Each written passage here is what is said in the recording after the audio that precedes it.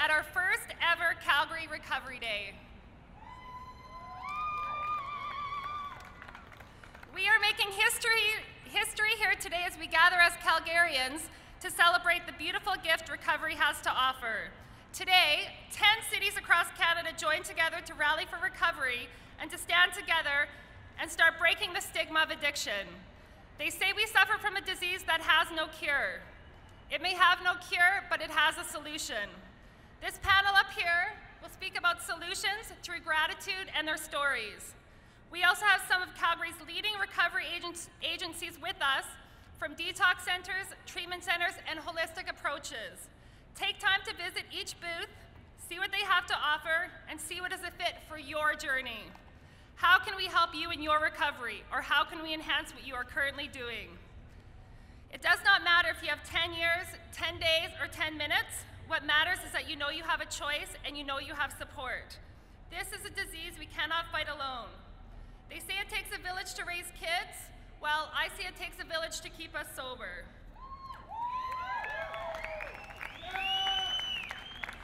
Look around you. Look at your neighbor. We all have a story. Whether it's a personal journey battling addiction or watching a loved one suffer and or succeed. Regardless, we need each other. We build a better life in fellowship.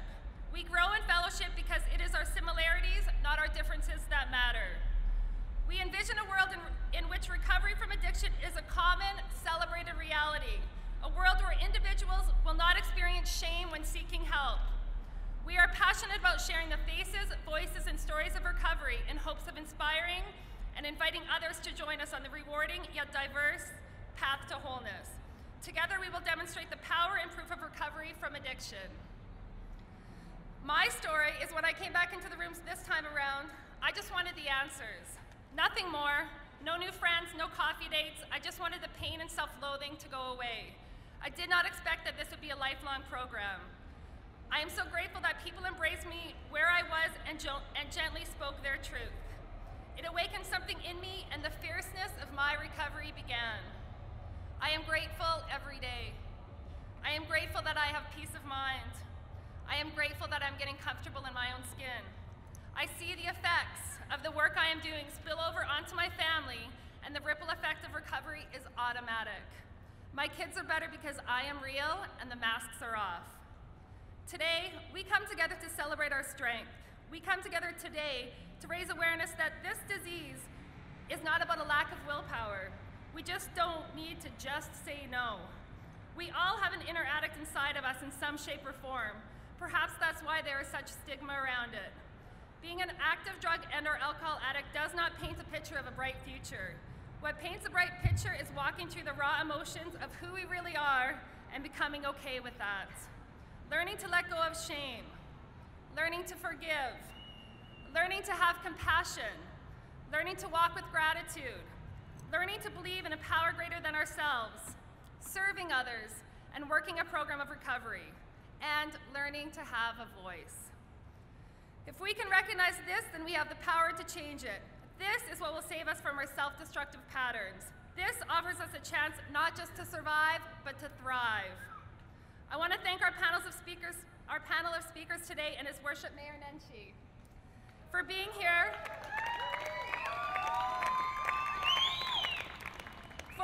for being here and offering his support and gratitude of recovery and recovery advocacy.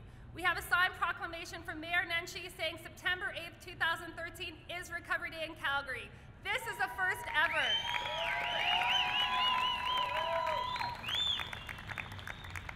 Joining us today and sharing is Mr. Sheldon Kennedy, NHL star and founder of the Sheldon Kennedy Advocacy Center.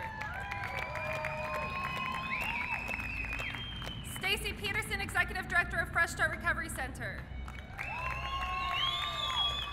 Dr. Raju, Hajela, Addictionist, Medical Director of Health Upwardly Mobile. Linda McKenzie, Recovery Advocate with 33 years clean. Bruce L., 7 months clean and sober. Curtis Boudreau, Executive Director of Smart Recovery and 8 years clean and sober. Parkin, he's a writer and he's a slam poet. And Braden S. And our inspiring musical guest, Patrick Stosh. A few logistics before we get started. First aid kit and nurse are located at the far right corner beside Cafe Carne.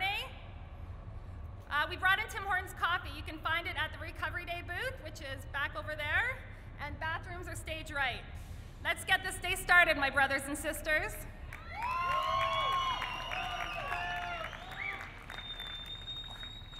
Maclayne's going to read our proclamation. I want to welcome Maclayne. She is my girl, and she has lived with me as a person in active addiction, and she has seen the changes recovery and my higher power have worked in my life.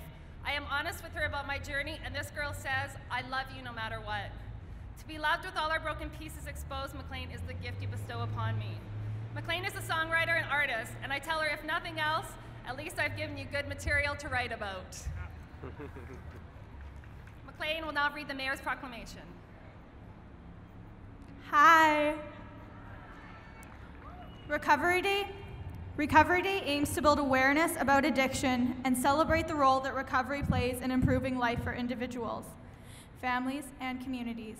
Recovery Day event activities in Calgary include high-profile guest speakers and educational opportunities to learn more about recovery from addiction. Recovery Day brings recognition to the efforts of citizens and their families, organizations, and facilities committed to recovery from substance and abuse disorders. The goal of Recovery Day is to influence change on public perceptions and reinforce that recovery works and is making life better for millions of people. Calgary will be one of 14 cities across Canada to host Recovery Day, with the endorsement of the Canadian Addiction Counselors Certification Federation. On behalf of the City Council and the citizens of Calgary, I hereby proclaim September 8th, 2013 as Recovery Day.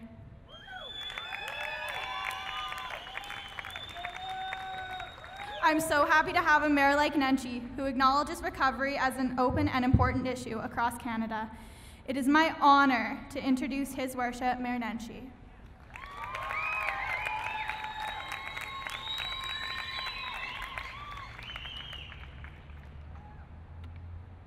Well, I'm actually going to very rarely not talk very much. Well, let's see how I do. The other people who are here with me on stage that you'll be hearing from in just a moment have a great deal more to add of value than I do today. But I do want to say that it's important for all of us to be here today. It's a rare family in our community that has not been touched by addiction, and certainly that complex nexus of addiction and mental health and being in community is one that we all struggle with. We have a lot of work to do. We have a lot of work to do to improve our systems, to make them more accessible, to ensure that people get the help they need when they find the courage to beat their own addictions. But I think an important part of that is to make sure that we take away the stigma of talking about addiction and talking about the nexus between addiction and mental health. We don't have a problem talking about prostate cancer, for example. And we have to make sure that we can talk about mental health and talk about addictions issues with that same level of openness. It's only by bringing these things into the light of day, into the sunshine, that we together as individuals and a community can start to address them. And that's why Recovery Day is so important, because it gives us a chance to put away the shame and to put away the silence and to have an honest conversation about issues around addiction and, more importantly, about success stories around recovery. And you're going to hear a lot of those today, and you should be very proud, and I hope everyone leaves here inspired to work for themselves and for their loved ones to build their own stories of recovery. Thank you all.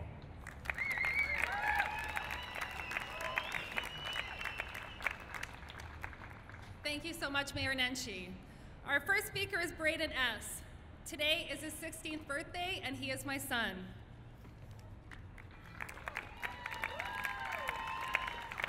When I first got clean, I thought I would never share who I really was with my children. After 6 months of being clean, because of their age, they had never thought that I was even a drinker. I thought I did it. I thought I fooled them. I had gotten away with my alcoholic behavior. I thought I spared them the story of growing up with an alcoholic parent. In my second year of being sober, I realized how wrong and actually debilitating my actions of hiding this were. I came clean. I told them my story. I told them about my disease of alcoholism, the stigma of shame I had attached to it, and how scared I was to show them I was not perfect. I was finally willing to shatter this illusion. I told them my story because I realized if I cannot share and empower them to be compassionate towards this disease, how can I expect anyone else to be? Please welcome Braden.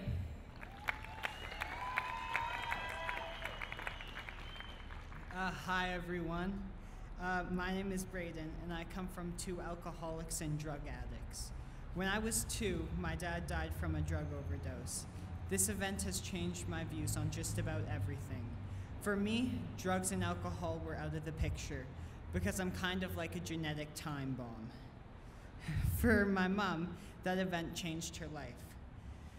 For the first time, she didn't stop using, but instead she popped pills and drank almost every night when I was asleep. My mom never ever wanted to let me see her drunk or high. She didn't want me to see the alcohol and drug abuse until I was about 10. I was getting curious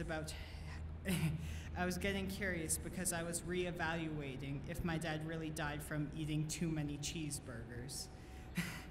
I was at a lake and I was pestering her for a while about my dad, how he really died. And then she came up to me and said, I need to have a talk to you about your dad. She told me how my dad died from a drug overdose and how he was a drug addict. I started crying for days at night when everyone was asleep. I would just cry.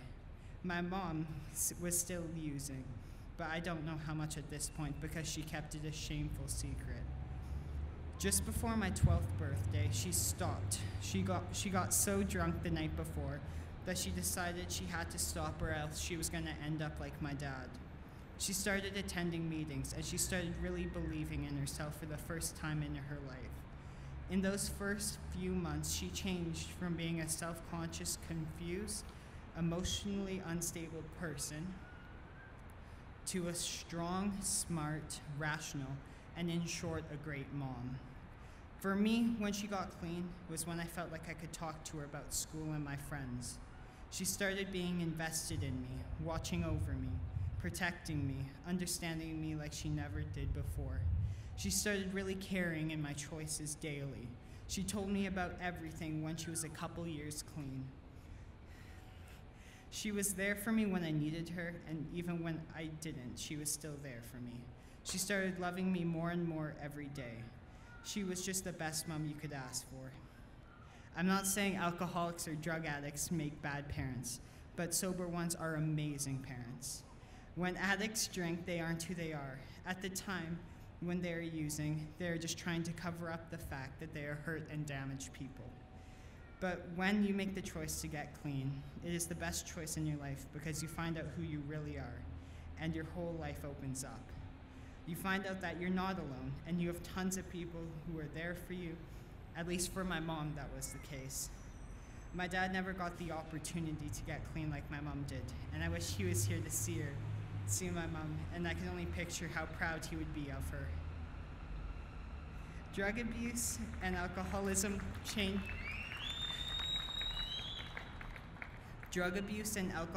changes your whole social group.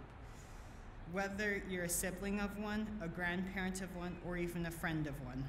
It changes everything for the better when you get clean, and my mom is a perfect example of that. She attends meetings weekly and sometimes brings me to see what it's like and how sobriety is going to be a huge part of my life. My mom is the best person I know. She is, in short, a perfect mom. She just hit 4 years, so can we please all give her a hand for that?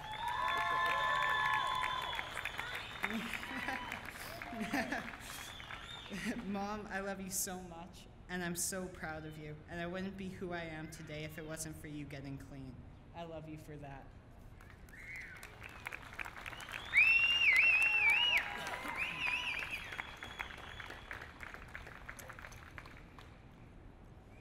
Thank you, Braden.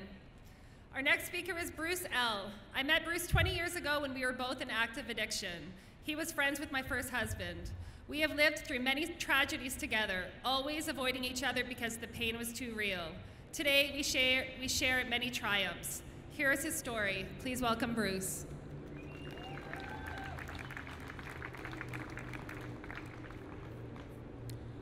I'd like to thank the organizing committee for asking me to speak today here. Honorable Mayor, distinguished speakers, friends in recovery, and guests, welcome. My name is Bruce. I'm in long-term recovery, which means I've been clean and sober for 7 months and 9 days. Gratitude is a state of being grateful, thankful. It is a word that has eluded me for 35 years of my addiction. I took my first drink at 12 and my last drug at 47. That first drink was euphoric and I was immediately hooked. And throughout my teenage years, I was always the last to leave the bar, last to leave the party. And through my early adolescence, as I worked overseas, I developed a lifestyle of work hard, play hard, drink harder. I would pay the ultimate price for this. On November 30th, 1998, while residing in the United States, I was heavily intoxicated. I got in my vehicle and I struck 4 women in theirs. One of those women died a week later in the hospital as a result of her injuries. Her name was Carmen, and she was 20 years old.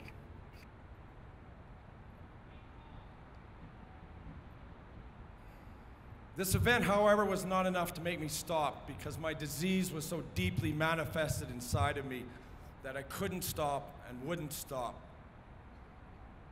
And I came back to Canada and I tried treatment in 2004, but I wasn't ready. I wasn't ready to surrender. I wanted control. And thus began a 9-year relapse. And it got progressive, and particularly in the last 2 years of heavy alcohol and crack cocaine abuse. And one morning I woke up and I was beaten down and I was broken and I was desperate and I was lonely. And I was tired. I was tired of living this way.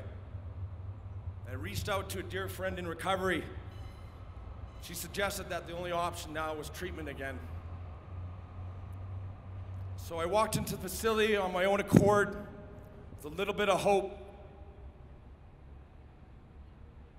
And during that process, I acquired some tools. I peeled back the layers and I broke down some walls. And gratitude became an everyday part of my vocabulary.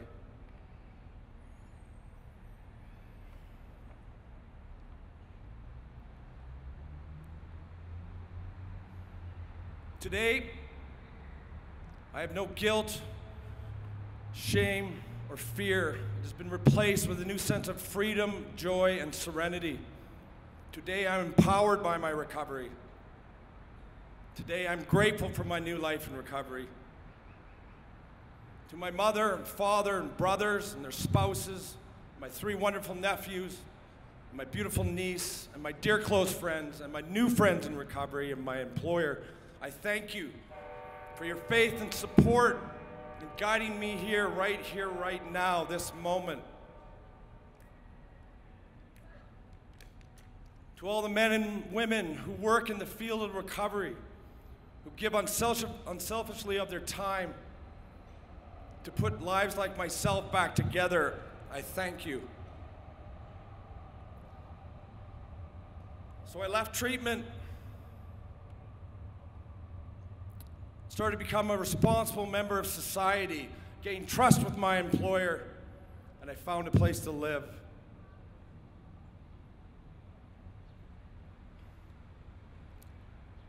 And when I moved in, I unpacked. And one of the last boxes I unpacked was a box with all the legal documents in it. And deep, buried in that box, was a letter from the mother, conveyed through her lawyer. Dear Bruce, the mother has asked me to convey these thoughts to you on her behalf. She has forgiven you and harbors no ill feelings towards you. She wishes you success in your efforts to make a difference through education. She appreciates the expressions of support that you and your parents have provided. To the mother and her words, I will always be forever grateful. Thank you. Have a wonderful recovery day.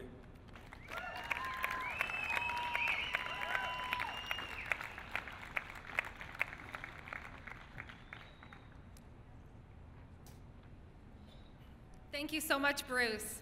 Our next speaker is Curtis. He is 8 years clean and the Executive Director of Smart Recovery. He has been helping put Recovery Day together with the team, and how I have experienced him is that he is kind, willing to do what it takes, and wants to hold out his hand for those in recovery that want it. Please give a warm welcome for Curtis.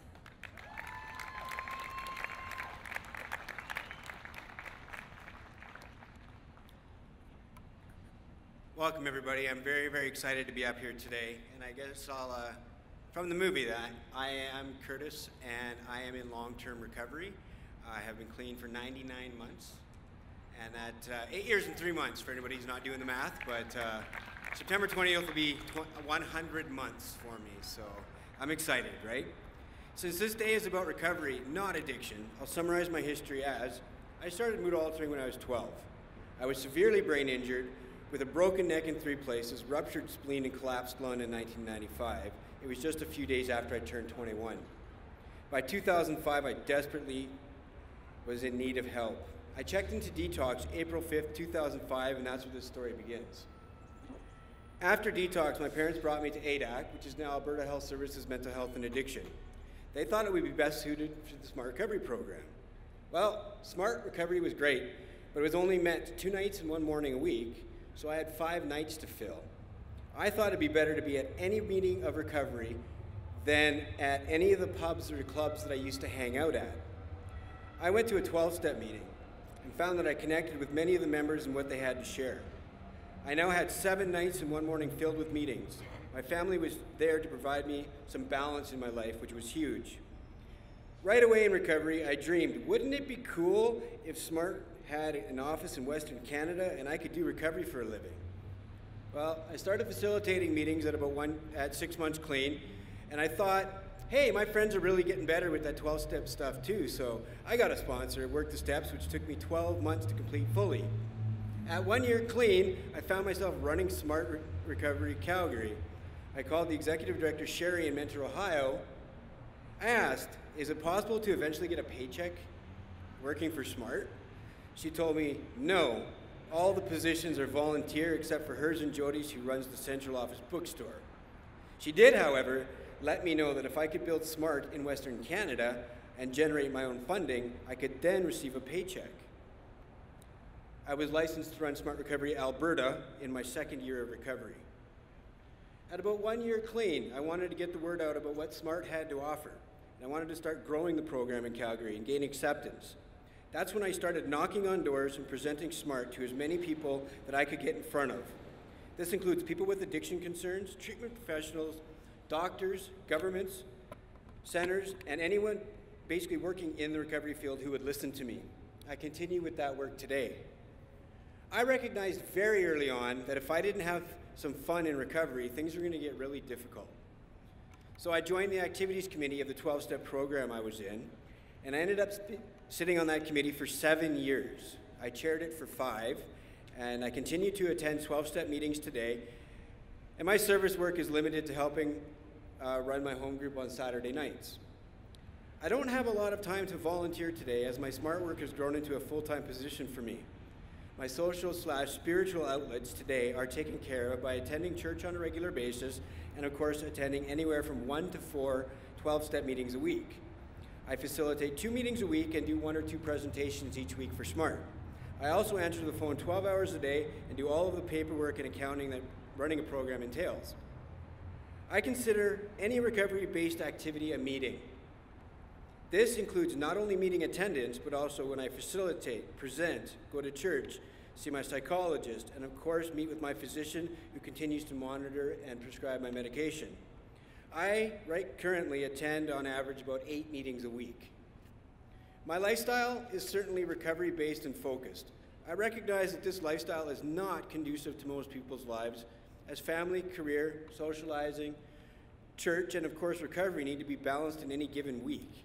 Since my body and mind require anywhere from 10 to 13 hours a day of sleep in order for me to operate at a professional level, as a result of the car accident, I don't have time to have recovery separate from my career, family, socializing, and spiritual growth. So I combine them all into one recovery-based lifestyle. The dream I had 8.5 years ago is being realized today. I've submitted the application to have Smart Recovery Alberta registered as a Canadian charity, and we will be incorporating as a nonprofit organization at that time. Who would have believed that the stuttering kid with a dog and a daytimer who came into recovery over 99 months ago would one day grow into the man who is now the executive director of a soon-to-be registered Canadian charity?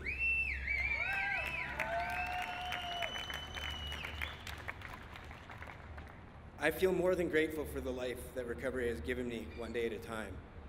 I prefer to say I'm blessed. Thank you.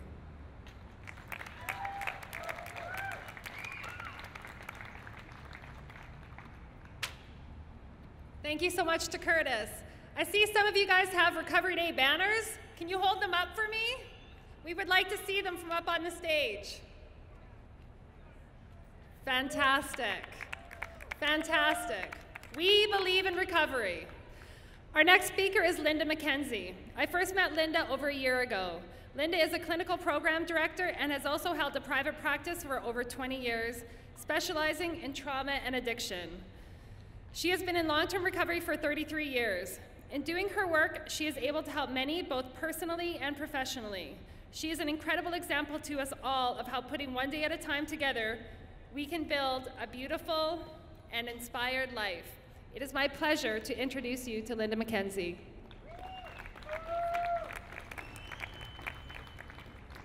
Thank you very much. Hello everyone, my name is Linda and I am an addict. I stand before you today with 33 years clean and sober as a complete result of being in recovery one day at a time. One day at a time. I came into recovery due to active addiction that took away absolutely everything from me, as I'm sure we can all relate to. The disease left me broken, feeling shame, fear, and despair. My last day out there was on the street, turning $20 tricks and thinking that today I was gonna die. And I'm sure that there are a lot of us who can relate to that hopeless state of mind. I came into recovery with a tiny, very tiny flicker of hope, knowing that it was my only chance and that I had heard along the way that it was possible for addicts to get clean. Of acknowledging others, and today, from my heart and my soul, to be up here and not have been on that street for 33 years, to rebuild my education, to have a job where I'm valued and loved and cared for, and I get to be myself, is an absolute miracle. Thank you very much.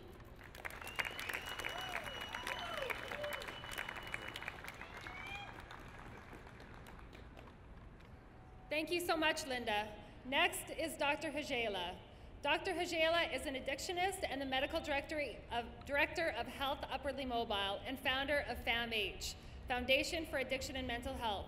Dr. Hajela has been on the front lines of addiction treatment and advocacy for over 30 years. Dr. Hajela's mission is to promote awareness related to physical, mental, social, and spiritual well-being. When he speaks, you immediately sense his sincere yet strong resolve to enhance the quality of life for individuals, families, and communities. Please welcome Dr. Hajela.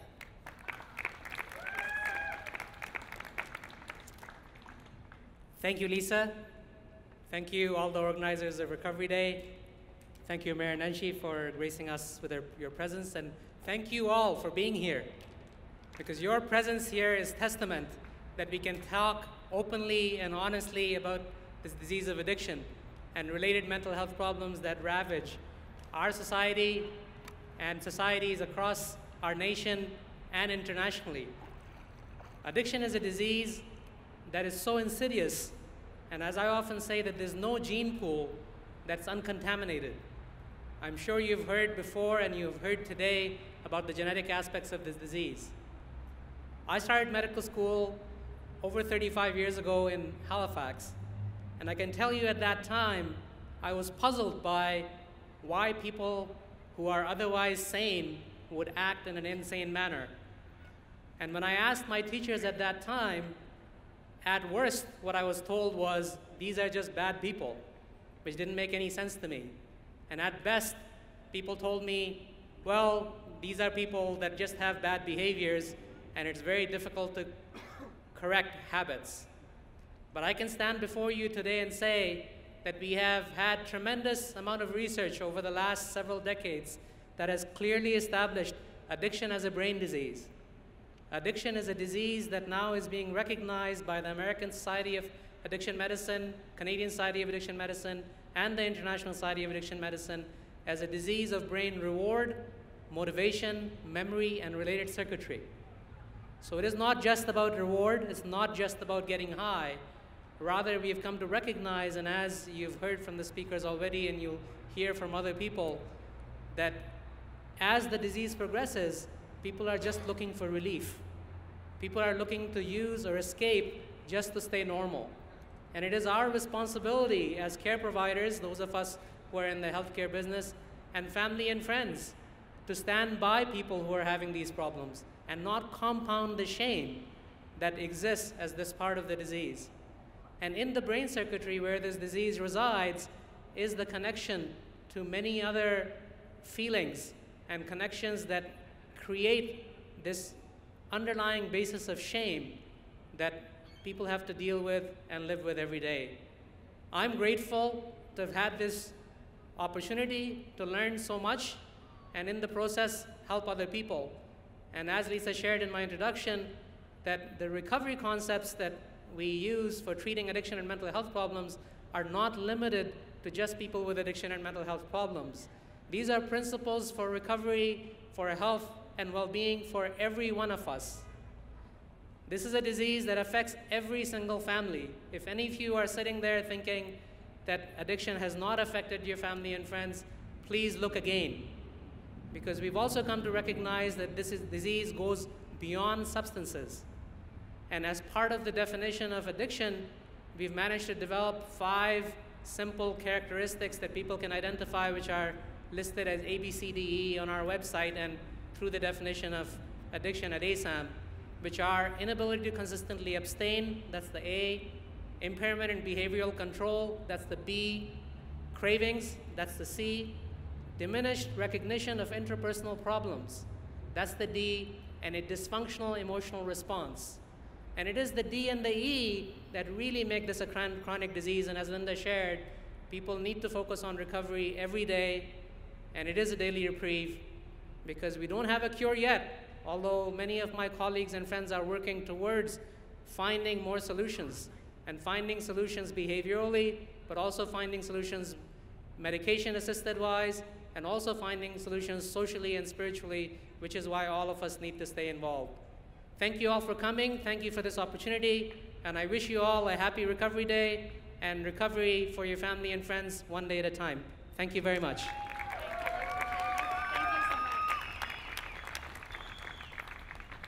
Thank you so much, Dr. Hajela. If you do not already know my next speaker, then it is my honor to introduce you to him, Stacy Peterson. When I first met Stacy, I knew he would change my life in a way I could not even begin to recognize at the time. Stacy is a charismatic, kind, compassionate man who understands the addict and has reverence for the human being. He has been the executive director at Fresh Start for 10 years, and before that, Simon House. I have had the privilege of working for him and carrying out the vision of Fresh Start, and I have the great honor of having him as my mentor and my friend. I can say with absolute certainty that this is a man who walks his talk, is honest about his own imperfections, and loves to laugh and laugh at himself. His energy and enthusiasm for recovery and life is contagious. He has spoken of a recovery movement for years. It's amazing to watch him work, and we are blessed to have you speak at this momentous event. Mr. Stacy Peterson.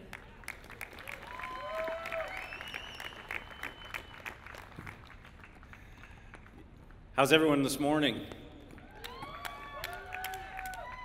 I wanted to thank Mayor Nenshi, Sheldon Kennedy, the rest of our guests today, and everybody out here. I always get nervous when I come to do these kinds of things, and I think that's kind of good, because the second I think I'm all that and I'm arrived, it's all over but the crying. We all put our pants on the same way. Well, I hope you're wearing pants. That'd be a good thing today. Don't tell me this is going to be a tough crowd, too. I was just kind of sitting here thinking, you know, I was looking around, and the one thing that came to mind was that things have changed so much in the last 25 years, and I suppose I should have opened with I'm a person in long-term recovery, and for me that means I've been clean and sober in a row for almost 26 years.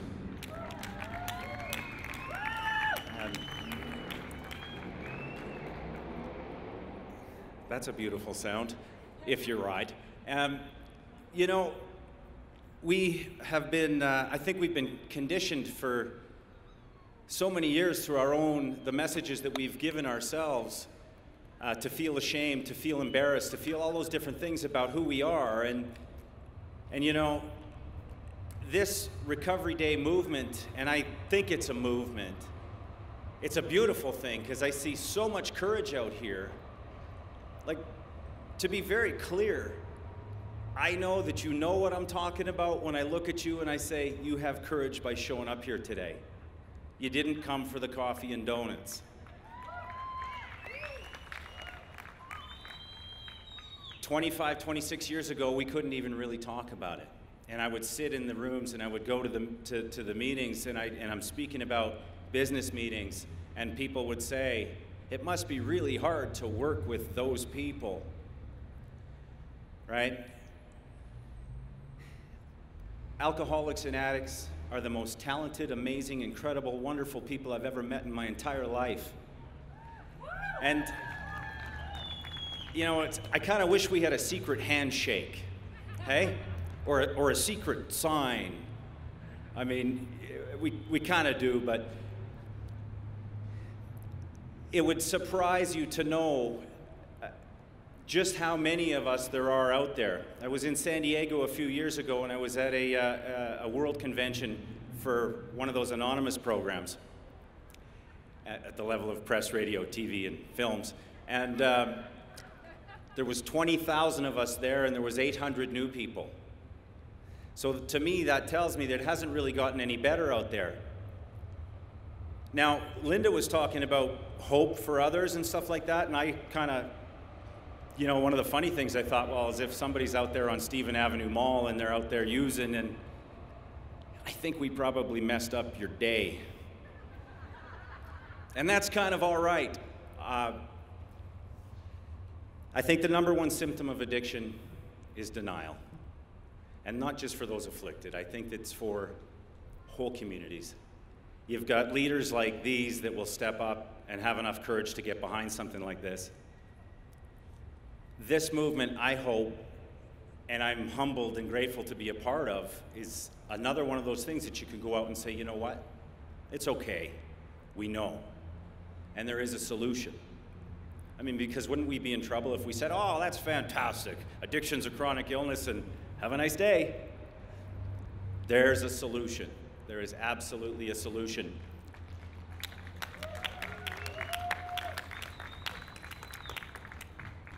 I think that one of the key tenets of all of this, and I think those guys kind of got it right a whole lot of years ago when they put together them anonymous programs, right? There was one hallmark of the entire deal, and it was we. It was we. We cannot do this thing alone. I want to thank you for coming today. It's been my pleasure to be here, and I was saying, I was kind of speeched out by the time I got up here. I didn't write a speech or anything.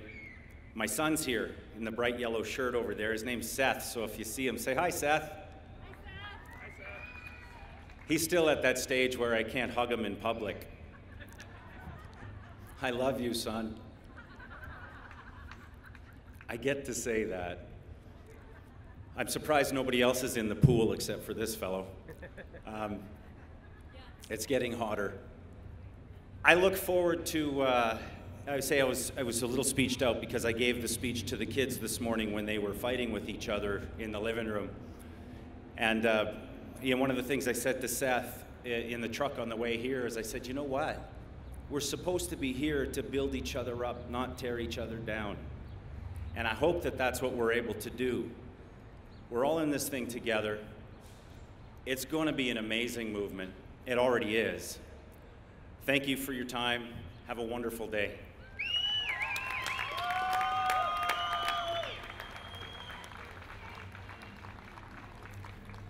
What was that? Isn't that good? That's good. I love you too. I was supposed to introduce Sheldon Kennedy. Now, I have this great big long bio, and so I'm just, yeah, I know. I love these guys, right? Because they're not pretentious. Oh, by the way, come out and vote, hey? Next month? I'm not telling you who I'd vote for. Just saying. I love these guys. They're not pretentious. They speak from the heart, and they know that they're on the same page with all of us. But Sheldon here, he was an NHL superstar. 8 years, correct? Tell me if I'm getting this wrong. We're good. I think Sheldon is best known for his courage in speaking about some controversial issues and has become an inspiration to millions of abuse survivors around the world. He's committed, he's outspoken, and he's a child advocate. His life story was made into an award-winning movie. He's appeared on Oprah, ABC's Nightline, W5, The Fifth Estate, and he was named Canada's Newsmaker of the Year in 1997. Did you have a mullet? Did you have a mullet in 90? You did, eh? A moulet. How many others had moulets? In 98, Sheldon inline skated across Canada to raise awareness of child abuse and donated all $1.2 million in proceeds from the skate to the Canadian Red Cross. In 2006, Sheldon wrote Why I Didn't Say Anything, a riveting account of the many psychological impacts of abuse. He's received several awards for his tireless work, including the Canadian Red Cross Caring Award, Scotiabank Humanitarian Award, an honorary Doctorate of Laws degree from the University of the Fraser Valley, the Diamond Jubilee Medal, the Beyond Borders Media Award, and 2012 Calgary Citizen of the Year. That was awesome. Sheldon has influenced changes in Canadian law and has taken his message to the International Olympic Committee and the United States Senate. You see what we can do. Sheldon sits on the Cal Ripken Senior Foundation Child Protection Advisory, is honorary chair of the National Advisory Committee for 1 in 6 Canada, and he serves on the board of the Sheldon Kennedy Child Advocacy Center, the first of its kind in Canada. I'm almost there. All right. Sheldon continues to influence social change through Respect Group, the company he co-founded that provides empowering online education for the prevention of abuse, bullying, and harassment in youth-serving organizations, schools, and the workplace. And I gotta tell you, just a good guy. Hey? All of that stuff, and I love the fact that, you know, you can just have a real conversation with him, right? So it is my pleasure to introduce Mr. Sheldon Kennedy.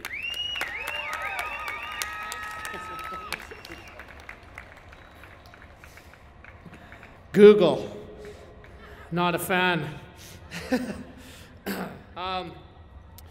Well, I'm just here because I'm one of you guys. I don't work in the field or anything like that, but I sure use the services and so forth that are in this city and other cities to stay on track and keep doing what I'm doing. And yeah, so I guess I should start. I'm Sheldon, I'm an alcoholic.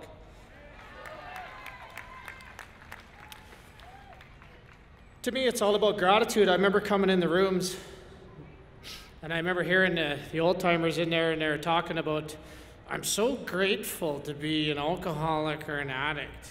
And I'm thinking to myself, whatever. You know, like, yeah, right, how do you be grateful doing this? And I get it today. I get it.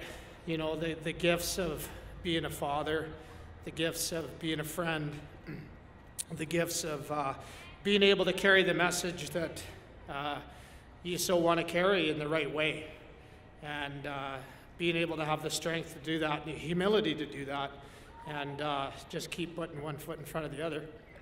I think that's the gift. And I always get choked up when it comes to gratitude, because, you know, I never thought that the hamsters in the head or the chaos in life would ever stop. I never thought that that would go away.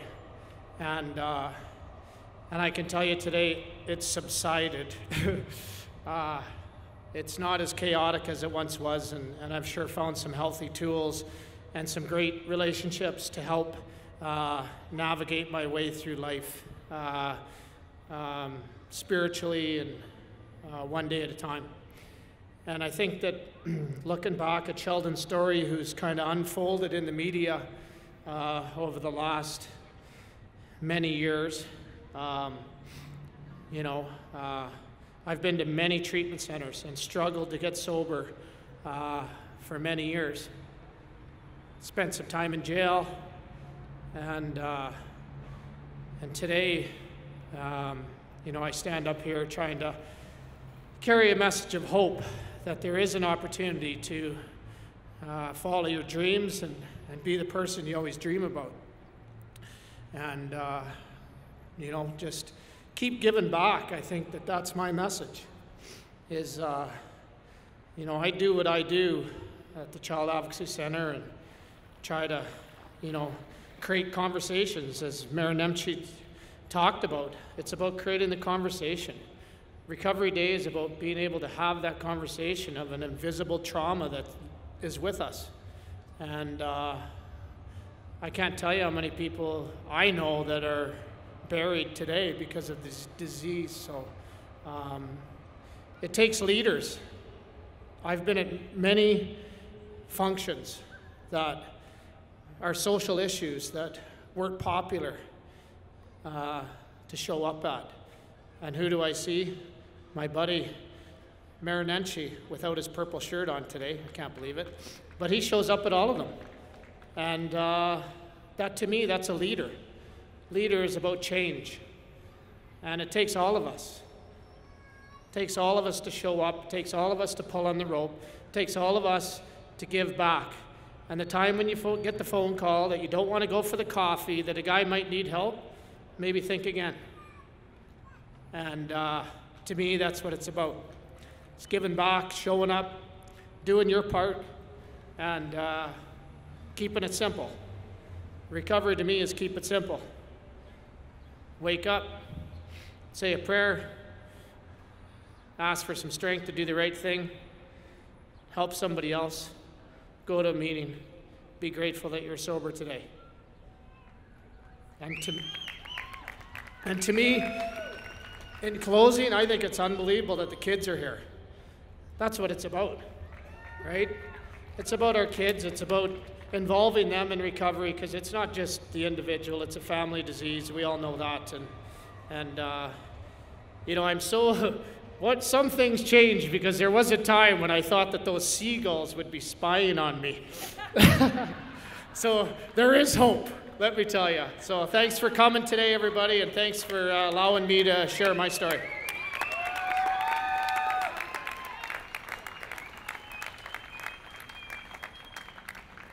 The seagulls are spies.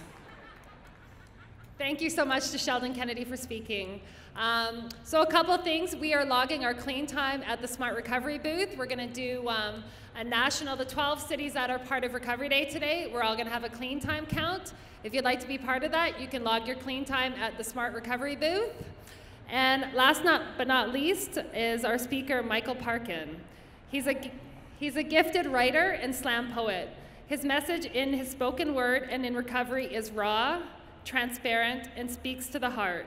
He is a kind soul with a mission to make a difference. Please give it up for Mike Parkins.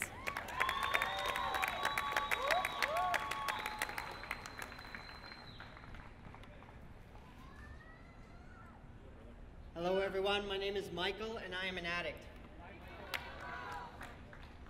I am in long-term recovery, and today I have 16 months and 11 days.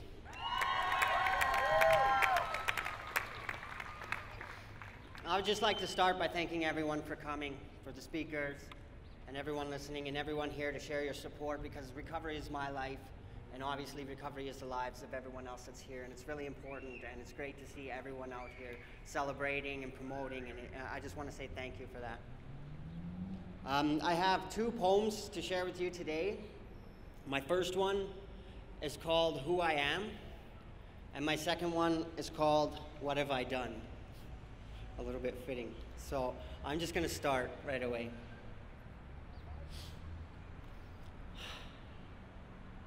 Who I am, they didn't want to listen. Though I had ambition, had to be caged up inside LTS, the solo mission. Yeah, my mama told me, go play in traffic, son. Shut your mouth when I am talking, screaming every time she'd scold me. Family, the same old story. I begged to have a different one, but this is just what God had gave me. And so with him, I was done. And now you think that I could listen. I'd like to think my ears were plugged to rationality. It seemed my dreams only to be a thug. Yeah, it was hard when I grew up, but wasn't it like that for everyone? Deep down, the thumping inside my chest, my pride was found. A drive so bound for me to succeed, I told myself I'd show everyone. Or at least so I thought. I knew my thoughts were different, and I dressed different, and I talked different, and I looked different, but could I be different? Or was I just thinking this way? No matter how much I wished to escape from my mental form of prison was not going to happen in a positive way. So everything changed. Oh, everything changed all right. Instead of incredible levels of pleasure, my devils awoke and I lost my sight. I lost sight of the light. It's not like I never knew wrong from right, but at the time, I knew it was drugs I liked. So I drank and I puffed and I loaded the pipe, and I smoked up the night. Now, in case you don't know, this is a long, dark road. One that never should you travel alone. One where I chose in the beginning to go because I knew it would take me to the promise of hope. As a child, I always wondered what I'd be when I grew up, and I'm sure that we each have done. I want to be a hero or a Superman, Mom. I never wanted to be a bum. Insanity is waking up in the morning with the singular focus of self-destruction. Insanity is opening your eyes to say, I quit. Can you imagine the sight of your child's eyes, only to grow up thinking suicide? We take moments of silence for the soldiers we've lost, but what about those who still fight? The war against drugs was my battlefield, lived it, but I can say today I made it out with my life. So here's the question. What am I going to do with myself? Should I try to be a rapper with tracks on the shelf? Or maybe continue on a healthcare aid route? Maybe there's another way to help. You see, I've always been told that I had a big mouth. So you give me a pen and I'll write some things down about all the struggles I faced as a child, about all the loving that I should have found.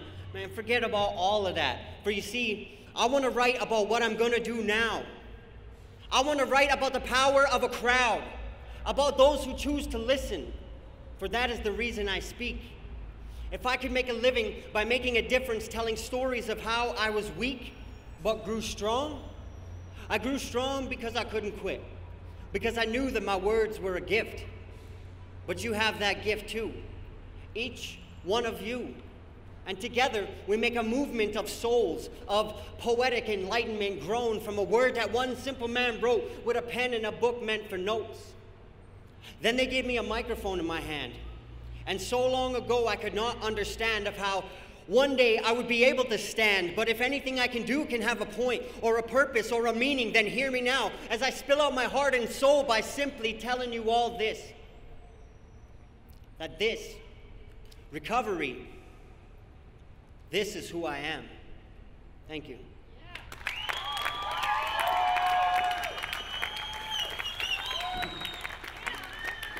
Thank you. My next poem is entitled, What Have I Done?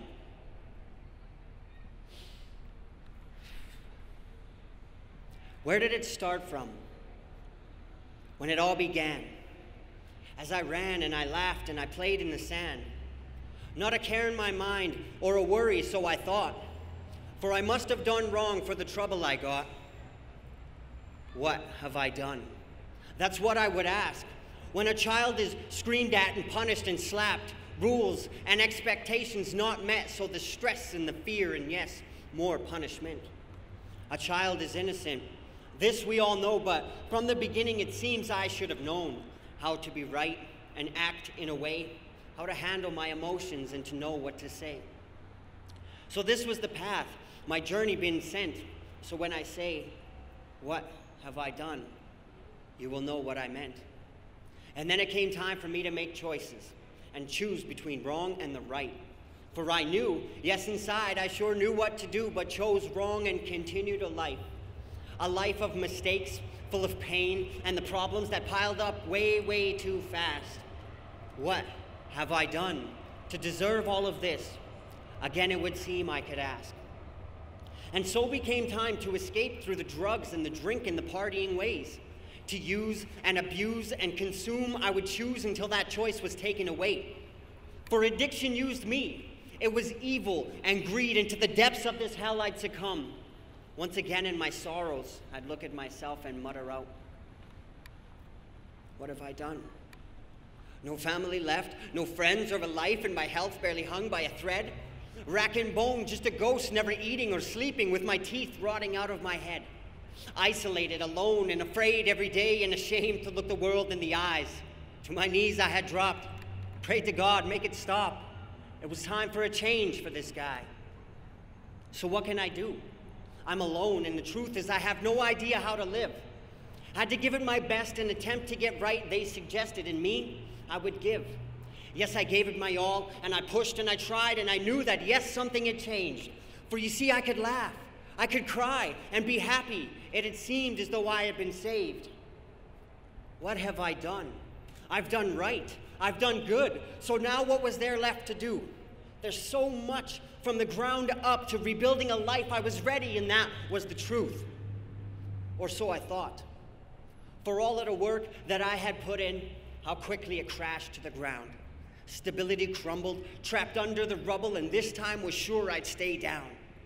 You could never imagine just what it is like to lose to the demon of drugs, to sell off your soul and give up on your life, to have absolutely no control. What have I done? What have I done? What have I done to deserve all of this?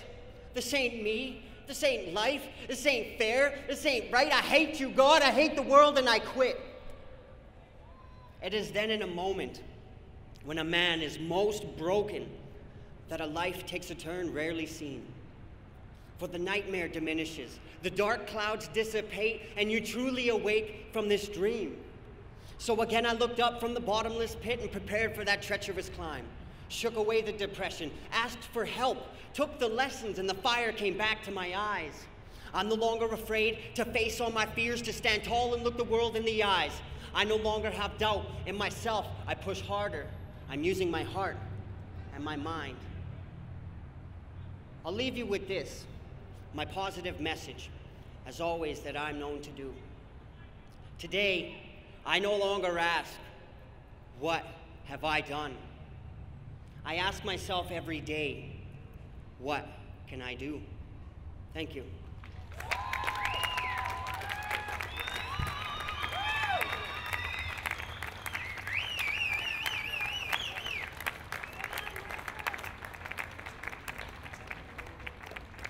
Michael Parkin, you are truly amazing. Your words touch our hearts.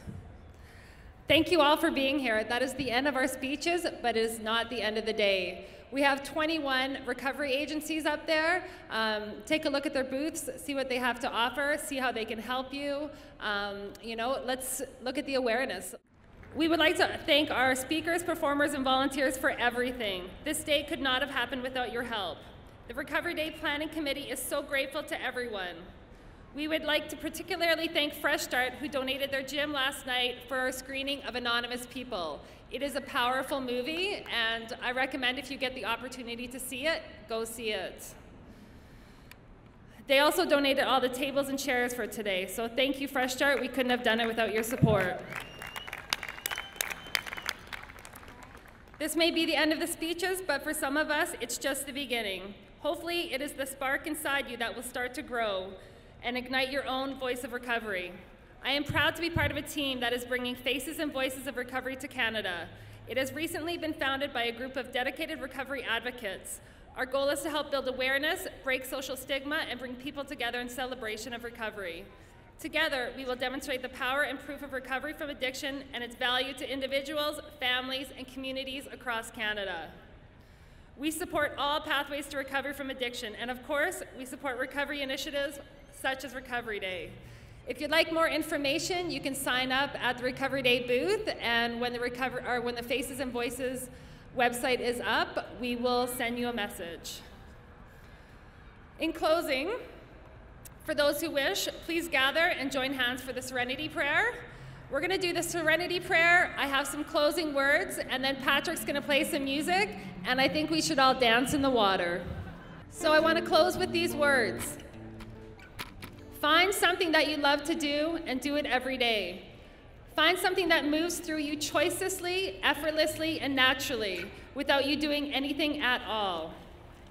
Something that makes you feel vibrantly alive. Something that totally absorbs you. Something that makes you forget about past and future and the burden of self. Something that feels deeply truthful to the very core of your being. Something that makes your life worth living. Something full of deep connection, and do it. Do it every day. Find a way of making a living out of it, or making your life an expression of it. Remember that when you focus on the destination, you miss the journey, which is where all of life is. True contentment will not come in the future by waiting for it. True contentment is knowing who you truly are today, being that and living that, and that is how futures are born. Thank you.